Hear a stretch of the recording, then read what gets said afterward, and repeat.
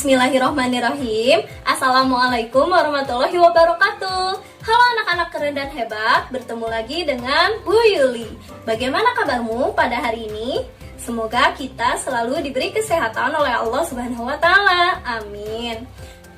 Anak-anak, materi yang akan kita pelajari hari ini yaitu tema 1, pertumbuhan dan perkembangan makhluk hidup, subtema 4, pertumbuhan dan perkembangan tumbuhan, tentang pertumbuhan dan perkembangbiakan tumbuhan buatan dengan cara mencangkok. Nah anak-anak, beberapa jenis tanaman dapat dilakukan dengan proses perkembangbiakan secara buatan. Perkembangbiakan buatan pada tumbuhan adalah proses perkembangbiakan dengan bantuan manusia.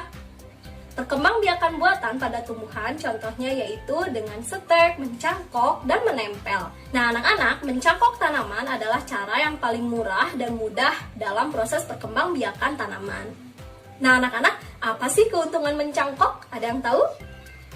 Keuntungan mencangkok yaitu yang pertama, tumbuhan tumbuh lebih cepat dari biasanya. Nah selanjutnya yang kedua, mutu tanaman biasanya lebih baik dari tanaman induknya. Tadi ada kelebihannya, nah sekarang ada kekurangan dari cara perkembangbiakan mencangkok. Apa ya kekurangannya? Nah kekurangan dari proses perkembangbiakan dengan mencangkok adalah tanaman lebih mudah roboh.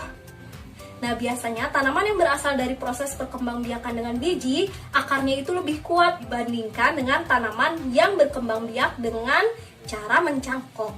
Kenapa sih lebih mudah roboh kalau tanaman yang proses perkembangbiakannya dengan cara mencangkok? Karena akar dari hasil mencangkok itu lebih rapuh dan kurang kuat. Nah anak-anak, berikut ini ada cara mencangkok tanaman.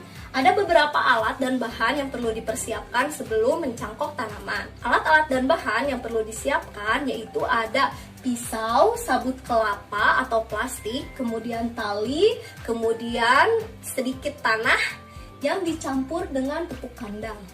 Nah, langkah-langkah untuk melakukan pencangkokan yaitu yang pertama, pilih cabang atau dahan pohon yang akan kita jadikan tanaman baru untuk nanti ditanam kembali. Jadi misalnya ada pohon jeruk, kita bisa cari dahan atau cabangnya untuk kita jadikan bahan untuk proses perkembangbiakan dengan cara mencangkok. Nah selanjutnya dahan tersebut kita kupas hingga bersih. Apa sih yang dikupasnya? Nah yang dikupasnya itu kulitnya dan lendirnya kita bersihkan kira-kira sepanjang 5-9 cm.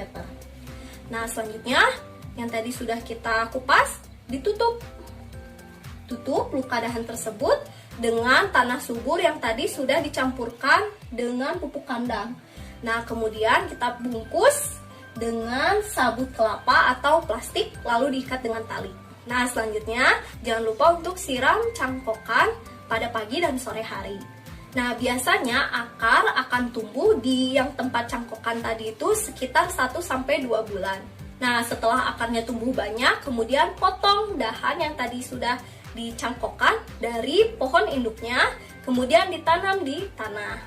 Nah, anak-anak, teknik mencangkok ini banyak digunakan oleh petani sebuah perkebunan. Nah, kenapa sih petani banyak menggunakan cara mencangkok ini dibandingkan dengan cara biji? Nah, karena dengan kegiatan mencangkok lebih banyak buah yang dihasilkan dalam waktu yang singkat. Nah anak-anak, selanjutnya yuk coba kita jawab beberapa pertanyaan berikut ini.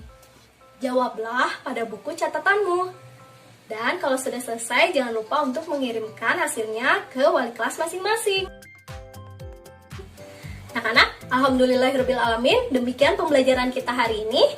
Jangan lupa untuk membereskan tempat belajarmu dan jangan lupa untuk mengucapkan terima kasih kepada ayah dan bundamu karena telah menemanimu belajar. Anak-anak, ingat selalu 5M, menjaga jarak, mencuci tangan, memakai masker, menjauhi kerumunan, dan mengurangi mobilitas. Tetap semangat, tetap jaga kesehatan, dan tetap ceria. Sampai berjumpa kembali. Wassalamualaikum warahmatullahi wabarakatuh.